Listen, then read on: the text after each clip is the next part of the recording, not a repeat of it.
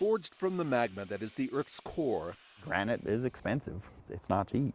igneous stone, the envy of many. I do granite countertops. Chris Brown of Fort Collins has a tough job. I cut the sinks. I'm the sink guy. The sink guy. If you look at your kitchen sink or you look at your bathroom sink, there's a hole in the countertop that somebody had to cut. Well, I'm that guy. Not one for wasting, Chris brought the cutouts home, where he soon landscaped his yard. I thought, no, those are too nice to just toss. But dozens became hundreds, and hundreds became, well, The issue of hoarding came up.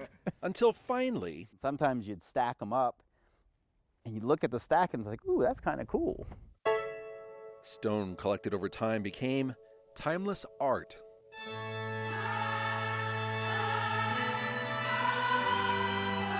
Sculptures, yeah, I call them sculptures. Depending on how I would stack them, I would look at the stack and it's like, ooh, that could be something. Collecting for 6 years, conceptualizing 6 months, and stacking sometimes for 6 hours. The real work is coming up with it, the inventing. At 40 to 60 pounds a cutout, the sculptures weigh up to 4 tons. There's certain criteria that they have to meet. Otherwise, the whole thing will wobble and fall over. And like most any art, they're personal. This is what I call big boy. This is bobadas. That's Colombian speak for foolishness. This one is my 4,000-pound flower pot stand. This one's unnamed. But it's what I'm calling a reverse spiral, and I specifically built this for snow, for how it catches the snow.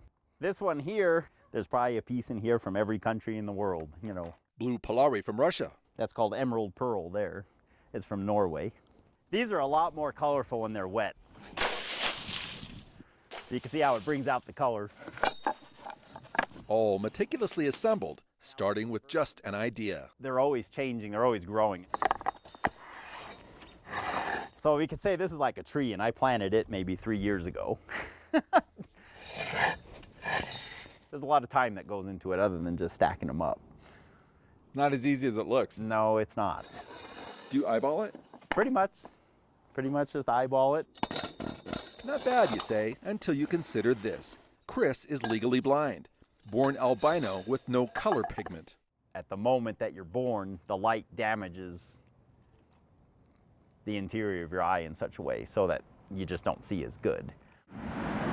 Unable to drive, he bikes 9 miles to work each day, collecting sink cutouts and creating one piece at a time. This is spiritual for you. Yeah, it is. It is. I can honestly say that. We all have a very short life. You don't get too many chances to start over. There we go. So if you have a good idea, or if you have something that you enjoy, you got to keep going in that same direction. If you change directions too often, you're not going to get very far. So we just got to keep going long enough to attain something in our life. There she is. So just keep stacking granite.